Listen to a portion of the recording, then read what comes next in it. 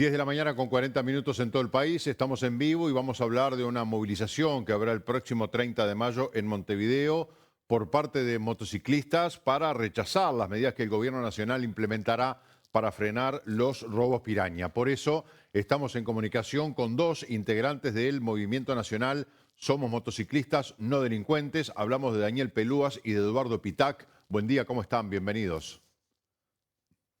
Buenos días. Buenos días, Marcelo. Gracias por la oportunidad. Con mucho gusto. Bueno, cuéntenos cuál es el planteo de ustedes. Bueno, nosotros lo que planteamos es que esta medida que pretende impulsar el gobierno o por lo menos la Oficina de Seguridad Vial, la UNACEV, es desproporcionada y en realidad no tiene un fin con respecto a los robos piraña. A ver, permitime, Marcelo, explicar lo que nosotros pensamos. La propuesta de poner una etiqueta electrónica en todos los vehículos, o sea, una especie de tag, pero de rastreo, digamos, ciudadano, para controlar el flujo de los vehículos por las ciudades mediante sensores de estos dispositivos. En realidad, los delincuentes no lo van a utilizar de la misma forma que actualmente no utilizan matrícula, porque los delincuentes pretenden no ser identificados. Entonces, realmente lo que redunda esta medida es en más persecución, en más hostigamiento al ciudadano que pretende andar en regla. Pero el delincuente, con respecto concretamente a los robos piraña que tú mencionabas, no salen identificados a delinquir, lógicamente. Ahora, ¿han tenido alguna comunicación con la gente de UNACEV? Porque esto está en conversaciones, ¿no? Digamos que no es una medida que se haya implementado todavía y el objetivo es justamente tratar de evitar una nueva modalidad delictiva que se está extendiendo, pero bueno, como decíamos nosotros más temprano, generalizar no está bueno porque hay mucha gente que está circulando en moto y que va a trabajar, que va a estudiar, que lleva a sus hijos a otras actividades extracurriculares, que sale a pasear, que son la gran mayoría. Y en este caso todos quedarían dentro de un universo por lo menos controlable, ¿no?, para las autoridades. Bueno, en realidad esto va mucho más allá de las motocicletas y de las personas, de los ciudadanos que nos movemos en motocicleta, porque es un planteo que si bien se ha vendido a la opinión pública con ese fin, en realidad estamos hablando de que se implantaría una etiqueta electrónica a todos los vehículos, automóviles, motocicletas, camionetas, todo estaría bajo ese sistema electrónico de control de matrícula electrónica que se ha aplicado en muy pocos países y donde se ha aplicado, se ha visto que en realidad el resultado es que la delincuencia tiene mayor información del movimiento de los ciudadanos y el gobierno, quizá las autoridades, pueden tener una cierta mayor información, pero del movimiento de los ciudadanos que realmente no tienen inconveniente en ser identificados, pero no tiene un impacto directo sobre la delincuencia. En realidad no estamos hablando de una causa estrictamente de los motociclistas, sino que afecta a todo el mundo. Y es una medida algo desproporcionada con respecto a combatir una población de, digamos, el 1% del país o menos. Porque estamos hablando de que tampoco es que el 100% de los delincuentes se muevan en moto. Tampoco estamos hablando de que de qué porcentaje de delincuentes tenemos en el país. Se estima de que puede haber un 2% de personas que delinquen en el país, digamos, más o menos. Podemos estimar entre un 1 y un 4. ¿Cuántos de ellos se mueven estrictamente en motocicleta para delinquir? Tampoco es que sean el 100%, ¿verdad? O sea, estamos hablando de una porción de la población muy pequeña y que pueden controlarlo con otras medidas y no con esa que en realidad tampoco hace eficaz para ellos, porque los delincuentes que salen a delinquir no van a salir con ninguna etiqueta electrónica de la misma manera que hoy por hoy no salen con un vehículo identificable, salen con motocicletas que tienen los números limados de chasis y motor y no portan matrícula. Ese tipo de vehículos utilizan los delincuentes para los robos piraña y entonces difícilmente pueda ayudar una etiqueta electrónica a ese respecto. ¿Puede ayudar en otros sentidos? Probablemente sí, no hay ninguna medida que sea totalmente perjudicial en 100% de los casos, eso lo aceptamos, pero consideramos que es una medida desproporcionada de control y que en realidad va a impactar en lo global, va a impactar negativamente a la ciudadanía. ¿El movimiento de ustedes tiene alguna propuesta concreta para poner en marcha alguna medida que no sea tan invasiva? Tenemos varias ideas que estamos manejando. En este momento no estamos en condiciones de hacerlas públicas. Sí, tenemos proyectado para esta misma semana, ya tenemos concretado una entrevista con las autoridades de la UNACEF que amablemente han dispuesto a recibirnos. Vamos a tener conversaciones con ellos para plantearnos nuestro punto de vista, conversar alternativas en una actitud productiva, ¿verdad? Esto no se trata de un movimiento de oposición política ni nada que se le parezca. Sabido está que está bajo la decisión de un Congreso de Intendentes.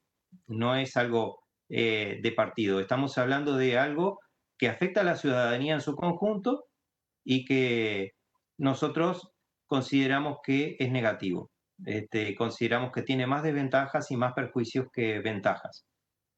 Pero eh, de cualquier manera, estamos muy dispuestos a dialogar con respecto a ese tema y con respecto a alternativas. Acá hay varias cosas que confluyen, ¿no? Está claro que hay delincuencia que actúa en moto, eso es evidente, no se puede negar mayoritariamente, porque acá en Uruguay por lo menos es mucho menor la delincuencia que se mueve en auto que la que se mueve en moto. Ahora, ¿cómo hacemos para circunscribir a esa delincuencia que actúa en moto? Porque hay que ver qué manejo se hace de los datos personales. Hay que ver también esa opción de que, bueno, yo como ciudadano legal, ¿qué problema tengo en que mi moto tenga un chip o un tag o que me hagan un seguimiento? No tengo ningún inconveniente.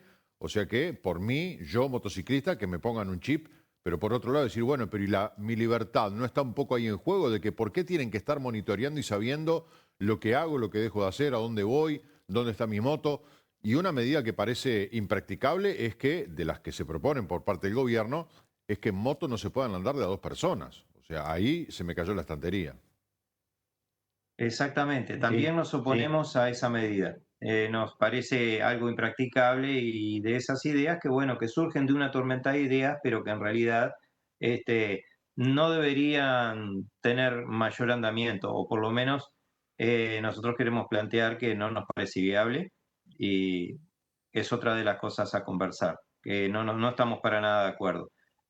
Con respecto a la identificación digital, está bien, un ciudadano honesto no tiene nada que temer, un ciudadano que pretende andar en regla y respetar las normas de tránsito no debe tener nada que temer, pero una cosa es que yo elija tener un rastreador o un localizador en mi vehículo, sea auto o moto, cualquier vehículo, porque esto no estamos hablando que sea solo de motos, y que yo desee tener una forma de localizar o incluso que publique online dónde estoy todo el tiempo. Y otra cosa muy distinta es que el Estado, de forma coercitiva e inapelable, me ponga un dispositivo para estar controlando todos mis movimientos por la ciudad y por las rutas. Eh, y con la excusa de los delincuentes, cuando es sabido que los delincuentes en su absoluta mayoría no van a cumplir con eso. ¿Verdad? Este, digamos que las ventajas que otorga, por ejemplo, con respecto a control de tránsito, no justifican la vulneración de derechos, no justifican el control y además estamos muy preocupados, por ejemplo, si esto eventualmente se aplicara, ¿dónde se guardaría esa información? ¿Dónde se establecería la base de datos? ¿Qué tipo de seguridad tendría la base de datos del movimiento de todos los ciudadanos por las distintas ciudades y rutas que van a estar registrados por todos esos captadores de etiqueta electrónica? ¿Qué seguridad hay con respecto a que personas que no son del gobierno, empresas que no tienen nada que ver con el gobierno, instalen sus propios captadores para controlar el flujo de ciudadanos, de determinado ciudadano o determinado número de ciudadanos por determinados lugares? No tenemos ningún tipo No. de certeza. Mañana esto es una cosa más que no debería ser impuesta por el Estado. Yo escucho gente que me dice, bueno, yo tengo un celular que también detecta y registra mis posiciones. Bueno, pero es decisión del ciudadano tener su celular y tenerlo activo. No se lo impone el Estado. El día que el Estado diga obligatoriamente cada ciudadano debe tener un celular prendido encima, también me voy a oponer, porque no debe ser una imposición del Estado. La gente tiene derecho a su privacidad, tiene derecho a su libre circulación sin estar controlado todo el tiempo. Por lo menos en nuestra opinión, y eso es lo que nosotros queremos expresar, con el mayor respeto, por supuesto, a las autoridades y a las ideas de las personas y la valoración al trabajo que pretenden hacer los jerarcas, porque nadie entiende esto como una medida perversa o como algo con mala intención. En general son ideas que, bueno, las autoridades manejan, plantean alternativas que a veces resultan en malas ideas o en cosas que parecen maravillosas cuando uno las piensa en primera instancia, pero si uno las analiza un poco se da cuenta que tienen muchos más desventajas que ventajas. Daniel, le quería preguntar sobre la movida del 30 de mayo. ¿En qué consiste? Vamos a estar concentrados en la Plaza 1 de Mayo. Vamos a estacionar allá, vamos a leer un poco lo que estamos planteando para todo el que se acerque allá. Y bueno, y después de estar allá tranquilos, sin molestar a nadie, vamos a separarnos, cada uno por su lado. Vamos a intentar llegar a presentar una propuesta, pero eso está todo en camino. O sea, la idea es que No, motociclistas de todo el país se concentren en la Plaza 1 de Mayo, que está frente al Palacio Legislativo. exactamente. Ojo, que no es solamente Montevideo. Vamos a tener juntadas en muchos departamentos. Se ha sumado Paysandú, se ha sumado Maldonado, se ha sumado 33, se ha sumado San José. Hay movimientos a la misma hora o casi la misma hora. En el caso de la Ribera, que en vez de ser a las 15 va a ser a las 17, pero la marcha, la concentración es en todos los departamentos. La idea es que simultáneamente en todos los departamentos haya una movilización al respecto y bueno, Exacto. está bien. ¿Cuánta gente integra este movimiento nacional? Me imagino que es una agrupación en movimiento de que se deben estar incorporando integrantes, pero más o menos de cuántas personas hablamos. Y hablamos de varios miles. Estamos Sí, juntando firmas en todo el país y hablamos de varios miles de personas, mayoritariamente motociclistas, porque esto surgió en el motociclismo, pero también hay personas no motociclistas que se mueven en otro tipo de vehículos y que están de acuerdo con nuestro reclamo, con nuestra expresión. ¿Cuándo se reunían con la UNACEB? el jueves a las 14, 14:30. este jueves, próximo jueves. O sea, es previa a la Aún no nos reunión reunimos. con la UNACEB a esta movilización. Depende del resultado de ese encuentro. ¿Podría quedar desactivada esta movida del 30 de mayo? No, No, no estamos previendo una cancelación de la movida de cualquier manera porque es una forma que tiene la gente de expresarse. Este, y bueno, en principio sabemos que esto recién está en estudio, entendemos eso, sabemos que lo tendrá que, habrá un estudio de viabilidad, el Congreso de Intendentes evaluará también, se tomará su tiempo, pero por mientras nosotros vamos a seguir nuestro camino de poder comunicar nuestro desacuerdo, ir entrevistándonos con las autoridades, plantear nuestro punto de vista y bueno, tratar de que se frene esta medida porque no nos parece apropiada. Vuelvo sobre una pregunta anterior, porque capaz que en la reunión del jueves pueden desactivar esta idea o capaz que Marcelo Metediera, que es el presidente de la UNACEB, puede considerar, en fin, tomar una decisión o plantearles algo que a ustedes los deje conformes, pero ¿ustedes qué le van a ir a proponer al presidente de la UNACEB o a la UNACEB o al Congreso de Intendentes? No estamos de acuerdo con esto, para nosotros el control o para evitar los robos piraña habría que hacer esto otro. ¿Qué sería esto otro que ustedes le van a proponer?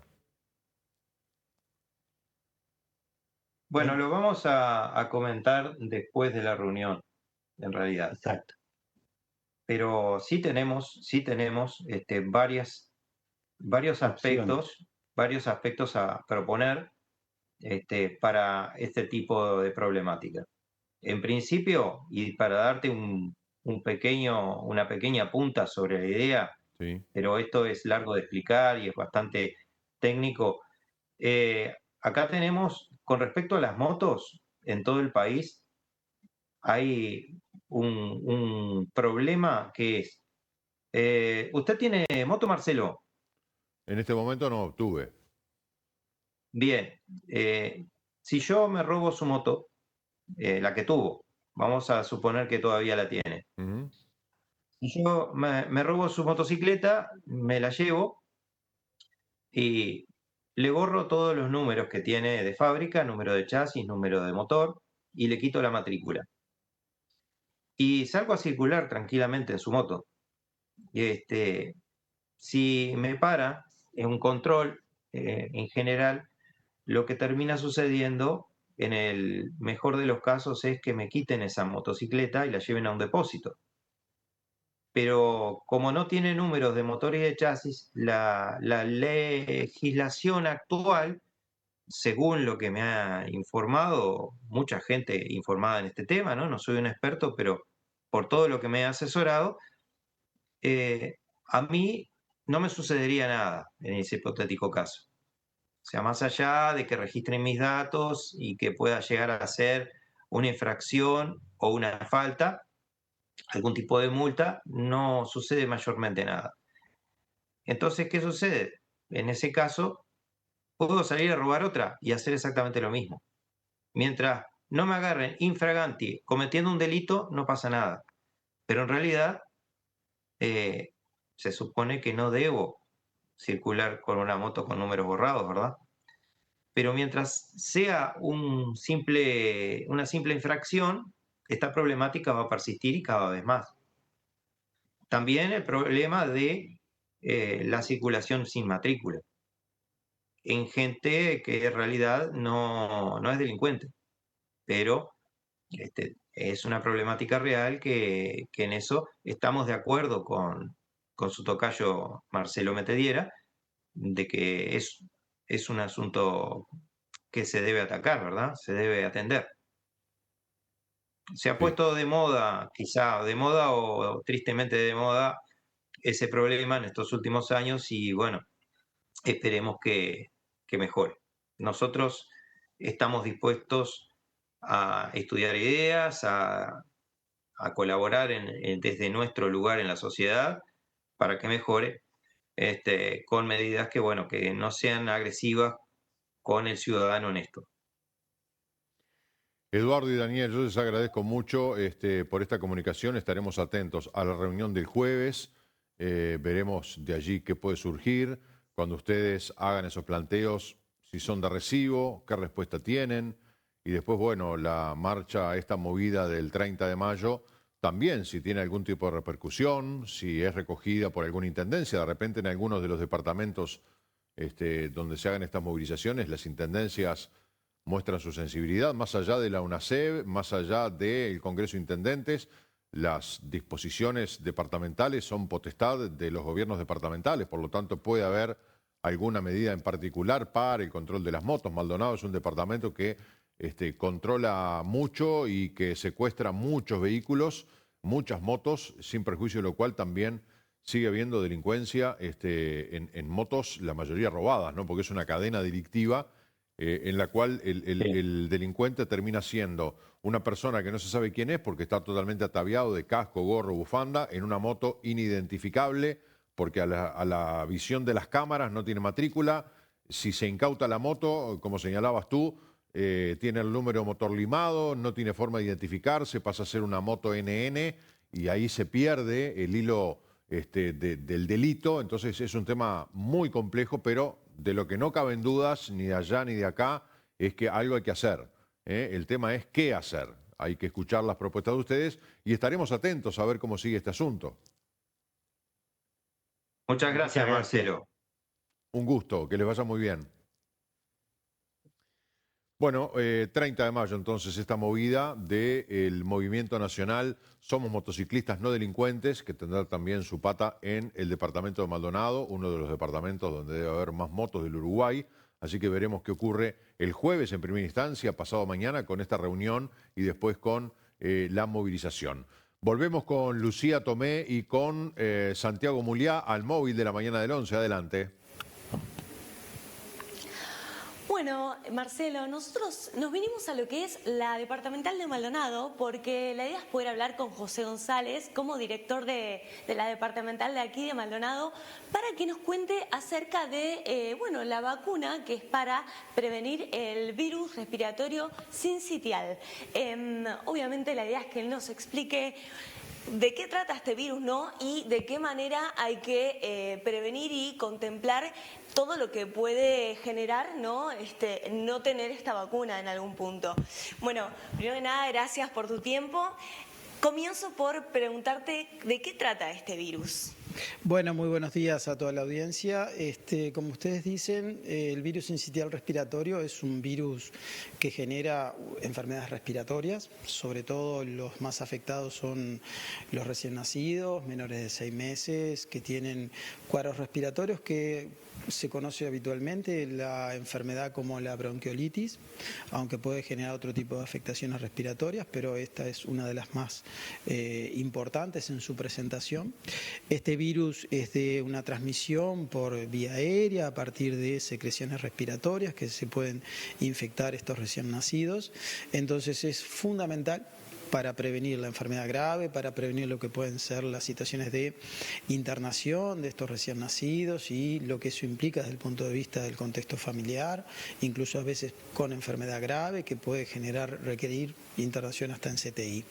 Maldonado tiene una población importante de embarazadas que el Ministerio planteó a nivel país, a nivel de una campaña de vacunación para justamente prevenir la enfermedad que ocasiona el virus sincitial respiratorio en estos recién nacidos. Esta campaña consiste en que la madre embarazada entre las 32 y las 36 semanas de su embarazo reciba la vacuna contra el virus sincitial respiratorio y a partir de ahí esa madre le transmite mecanismos de defensa, anticuerpos a su recién nacido para que cuando nazca y cuando transcurran los primeros meses de vida se encuentre con una capacidad defensiva de respuestas para que no desarrolle una enfermedad respiratoria grave e importante. Claro, cuán importante contemplar el hecho de que obviamente cuando nace el bebé está realmente con muy pocas defensas, ¿no? Para poder combatir y obviamente cualquier exposición ante cualquier persona puede ser nociva para el bebé recién nacido. Claro, porque esto está en el marco de lo que se llama prevención primaria o inmunoprevención. Las vacunas tienen ese objetivo, está claramente demostrado que el impacto de una buena campaña de vacunación que abarque a la mayor cantidad de población posible genera un beneficio a la comunidad y a la persona, al individuo en particular. En este caso también, por supuesto que hay un contexto de lo que nosotros llamamos factores de riesgo, vulnerabilidades en el contexto de un embarazo, de un recién nacido, que también se va a ver mucho más beneficiado en el desarrollo desde el punto de vista de sus mecanismos de defensa, como tú decías muy bien, y por supuesto que las estructuras asistenciales, sanitarias, en el proceso de control, de vínculo con esa madre embarazada, van a ir transmitiendo la importancia de vacunarse, la importancia de estar generando un mecanismo de prevención para ese recién nacido. Por eso, y me parece muy importante y quiero agradecer muchísimo que ustedes de alguna manera nos estén ayudando a difundir. Acá el punto no es imponer, no obligar, sino transmitir la mejor información que le permita a esa embarazada, a esa familia, bueno, acceder a una vacuna que le pueda prevenir, en todo caso, a su recién nacido una enfermedad como la bronquiolitis. José, más o menos, ¿de qué porcentaje estamos hablando de eficacia para prevenir el contagio de este virus? Bueno, eso es importante. Nosotros tenemos un primer objetivo, que es alcanzar la mayor cantidad de madres embarazadas en ese periodo que decimos que es el periodo de indicación entre las 32 y las 36 semanas. El nivel de cobertura es muy importante. Cuanto más porcentaje de embarazadas se puedan cubrir, mayor es el impacto en la respuesta de prevención de esta enfermedad. Por otro lado, el efecto, ustedes saben que el Uruguay es en ese sentido es muy importante también decir, el Uruguay es un país que tiene una institucionalidad, una trayectoria en materia de lo que es la vacuna y el proceso de vacunación en cuanto a calidad, seguridad, lo que son las normas y las exigencias que tienen. Nosotros tuvimos, la experiencia de la pandemia en COVID, ahí se vio la capacidad, el compromiso de las estructuras para implementar una campaña de vacunación que fue de altísima eficacia y eficiencia. En este caso es una vacuna que está aprobada, demostrada científicamente de sus beneficios en este periodo de gestación, entre las 32 y las 36 semanas, generando una respuesta de muy alto impacto sobre el porcentaje de niños nacidos vacunados en referencia a los no vacunados con respecto a adquirir o no una bronquiolitis grave. O sea, estamos hablando de un porcentaje de eficacia bastante grande. Muy alto, sí, sí. ¿Y de qué manera, para cerrar nomás, pueden acceder a realizarse la vacuna? ¿Cómo es el proceso para comentarle a la gente, a los televidentes? Bueno, en el día de hoy nosotros estamos lanzando o, digamos, fortaleciendo el proceso de campaña de vacunación contra el VRS, el virus sincicial respiratorio. En primer lugar, la vacuna es gratuita. Se accede en todos los centros de vacunación que hay en el departamento, ¿sí? Independientemente si están en un prestador público o privado. Punto 1. Punto 2. La línea de indicación, de oportunidad de la vacuna, la va a hacer el servicio de salud donde se atiende la embarazada a través de sus equipos que le están controlando. Pero hoy lo que nosotros estamos lanzando es una dinámica que, en este caso, agradecemos al Hemocentro y Banco de Leche de ACE de Maldonado, que con su logística de comunicación nos ayudó a implementar una instancia que por mensajería las embarazadas van a recibir un asesoramiento, una información y una posibilidad de agendarse, ¿sí?, a el vacunatorio, o en todo caso se le puede ir a vacunar a su domicilio a efectos de garantizar las mejores condiciones para que justamente queden cubiertas con esta vacuna. Impecable, José, muy claro y muchísimas gracias. No, muchísimas gracias a ustedes, saludo a toda la teleaudiencia. Bueno, y entonces estuvimos escuchando las palabras de José González, que como director de salud de la departamental de aquí de Maldonado, nos explica acerca de estas formas de prevención, ¿no?, de este virus puntualmente. Así que eso sería toda la información y ya nos veremos a continuación. Muy bien, muchas gracias Lucía y Santiago, gracias al doctor también por, contarnos, ¿no?, desde su óptica, director departamental de salud, esta situación del VRS, que es un virus muy delicado y que hay que atenderlo. Muchas gracias también al doctor González. Hay un televidente, ya me tengo que ir a la pausa, un televidente que se llama Enrique y que dice: UNACEP ya emitió un comunicado que no es cierto que se prohíbe circular 2 personas en moto, noticias falsas. Bueno, me parece muy bien, es absolutamente absurdo eso, ¿cómo van a hacer? Le van a complicar la vida a la gente, pero agradecemos a Enrique que nos manda este mensaje y nos dice que la UNACEP ya salió a decir que eso no era así. No se va a controlar que las personas circulen de a una en moto, es ridículo, ¿no? Pero bueno, gracias Enrique por el mensaje. Hacemos la pausa a las 11 de la mañana con 9 minutos, ya venimos.